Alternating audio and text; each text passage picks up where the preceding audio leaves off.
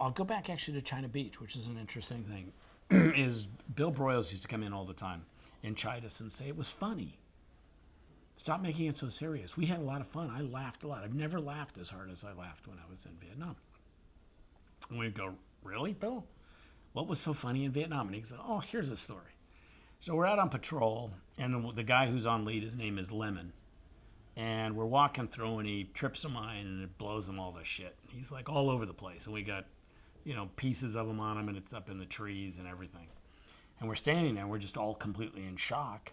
Nobody wants to move because we don't know where there are other mines. And then one of the guys in the back, who's kind of a joker, starts singing, lemon tree, very pretty, and the lemon's so sour and sweet. And we all started laughing. And we're all looking at him in horror, like, Bill, that's not funny.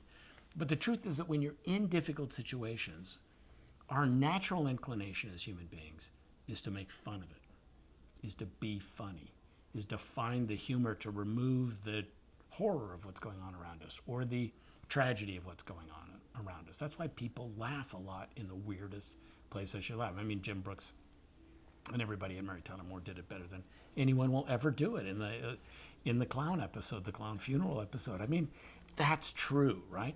So the more difficult the situation, the more you have to figure out how the human beings in the situation are going to find a way to make it humorous, because that's what we naturally attempt to do. And people who don't do that are people you don't really want to be around very much, because you sort of perceive them to be a little self-involved and melodramatic and blah, blah, blah. We're always trying to find it. So the balance we're trying to find all the time is making you laugh uncomfortably about something you know to be true that you want to laugh about, right? The corollary to it, which is something that we try to avoid completely, is what's going on right now with the Donald Trump campaign for presidency, where he takes that thing that nobody wants to say and says it. We try and take the event that isn't funny, but we know has some inherent humor in it, and find a way to make it funny by exaggerating it, by exaggerating the circumstances, and then letting us understand we can cope with it. A lot of what we want to get from our entertainment is, here are things that I'm afraid of, like on ER.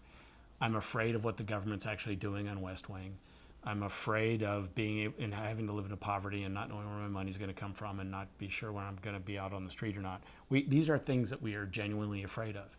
We can sit on those emotions and those feelings, but they're there. So as writers, as directors, as actors, we can go at those things, let you experience it, and then let you see how you survive it. Through humor, through tears, but you still go on, right? You still pick up. We are survivors. As human beings, we survive. So you can do that by finding the way that somebody walks back outside of that hospital after the worst day of their life, and the sun is shining, and you're like, wow, the sun is shining. I just assumed it wouldn't be shining, because life is going to go on. You can take it like how you end up laughing about something that's not funny at all, and yet we know in Shameless that it actually is kind of funny, right?